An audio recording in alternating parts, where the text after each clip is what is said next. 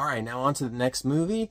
And the next movie in the roster is Bill and Ted's Bogus Journey. This is, of course, the sequel to Bill and Ted's Excellent Adventure, directed by Stephen Herrick of Critters fame. This was written by Chris Matheson and Ed Solomon. They also wrote the first film, so both films share the same writers, but they have different directors. The second film was directed by a guy named Peter Hewitt. And of course, the stars of Excellent Adventure come back, Keanu Reeves and Alex Winter of Freaked fame. Actually, I guess they're both from Freaked. Because as everybody knows, Keanu Reeves plays the dog-faced boy in that. They went a different direction with this movie, where the first one was, collecting various historical figures over time and bringing them back for their high school project. This one is they die, and they have robotic versions of themselves, and death is in it, and they go to hell, and the devil is there, and freaky Easter bunnies, and creepy grannies, played by Alex Winter, plays himself and his granny.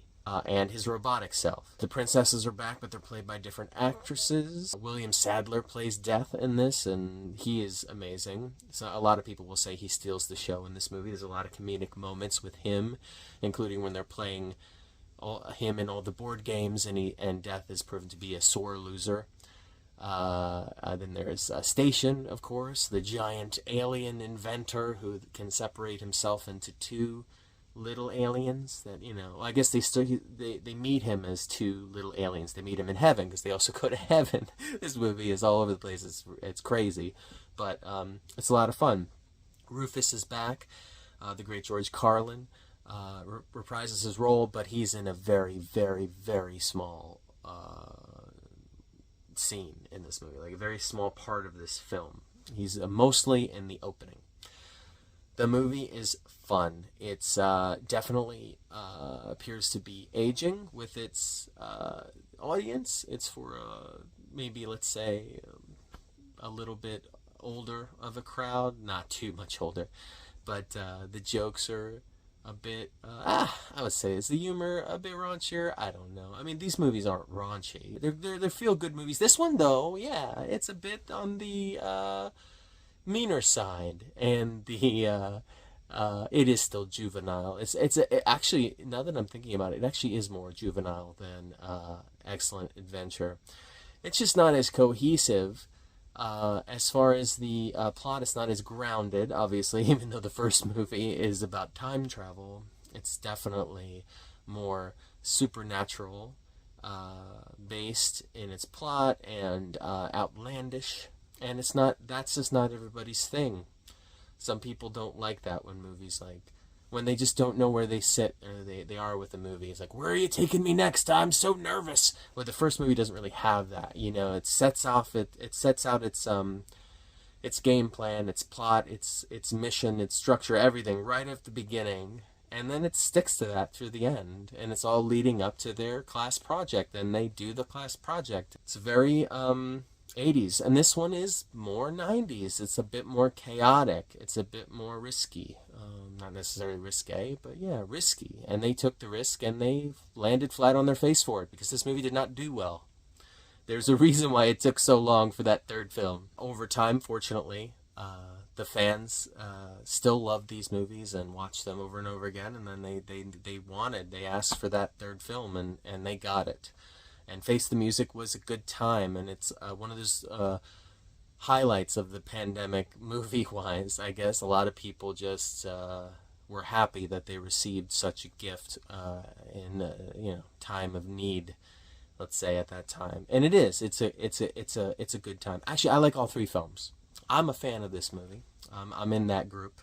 I know I'm not unique, especially not now, because the fans, like I said, have shown up for this film. There's a lot of quotable moments, and the music is great. Again, music is very early 90s.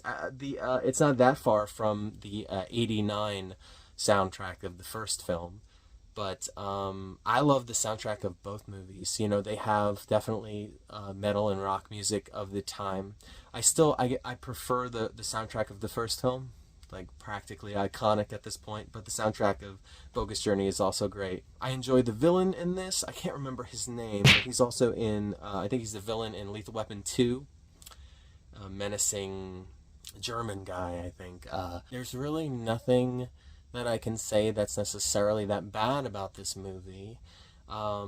It's not one of those movies that I think is better than the first. There are sequels that surpass the original. I think more than people give credit to sequels, because I love sequels.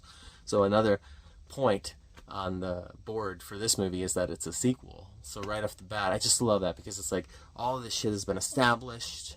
Like the first film is just about setting the groundwork, you know, just like establishing the world, and then the sequel can play and relax and have a good time. And I love that about sequels. And this movie definitely does that. I enjoy it very much. I enjoy the performances, Keanu and Alex Winter, these characters that they've created that are not given enough credit. I think that this movie, in a lot of ways, gave not ruined Keanu Reeves' career, but definitely put like a dark shadow over it, to where like everything was compared to these movies, right? It's why I mean, I'm not gonna say that I'm an apologist for I'm not an apologist, that's the wrong word, but people like will get on him, Keanu, about his role in Bram Stoker's Dracula, where I think, yeah, he's as heightened as everybody else. That movie's like full of ridiculous performances. I don't think it's as bad as people say, but I do think that since that movie came out a year after this movie, it did not help.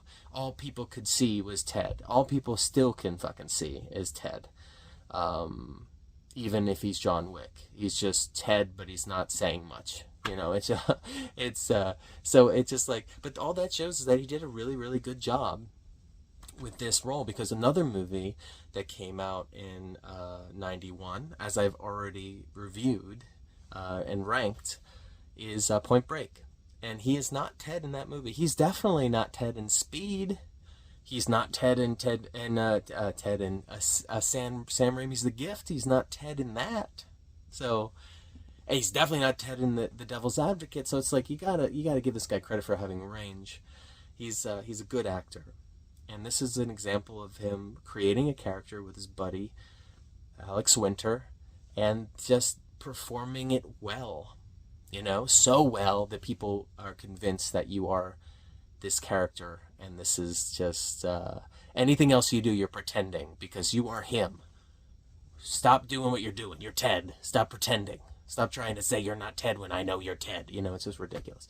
But it's like I said, it's because he did such a good job. The movie's great. I would actually definitely not put this. Oh, this is a tough one. This is a real tough one, because I feel like Bogus Journey is a movie that's like built for the concept of guilty pleasure. Like, I know I put guilty pleasure as one of my ranking categories, and I'm not a person who believes in the term guilty pleasure. I like to look at it a different way, almost like in a mocking way of what a guilty pleasure is.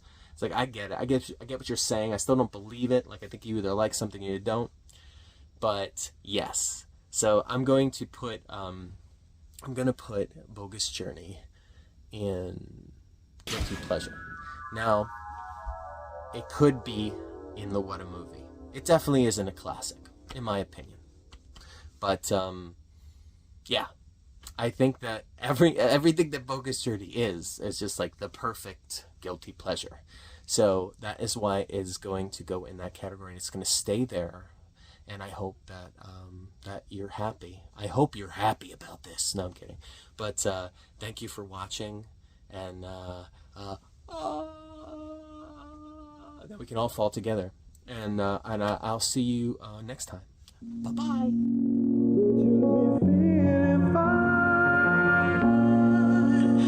Show up to the party with the wrong face in space. No one hears you scream like a primate. First dates can be long and hard like a phallus. Chalice, drinking like a fiend at the palace.